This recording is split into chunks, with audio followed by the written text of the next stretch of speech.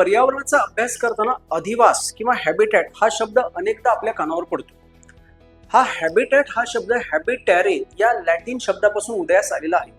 अगदी साध्या सोप्या भाषेत समजण्यासाठी सांगायचं म्हटलं तर एखाद्या सजीवाचं मूळ वसतिस्थान म्हणजे अधिवास किंवा हॅबिटॅट असतो.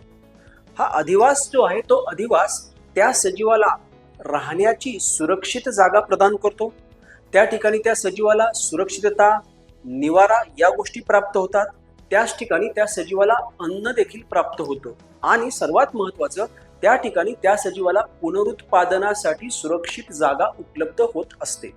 हा अधिवास जो आहे तो अधिवास एखादं अतिशय छोटंसं क्षेत्र असू शकतो, जसं की शेंगावर्गीय वनस्पतींच्या मुळांवरील गाठी हा काही जीवाणूंसाठीचा अधिवास आहे, तर तो एखादा महासागर किंवा एखादा खंडप्राय प्रदेश सुद्धा असू शकतो.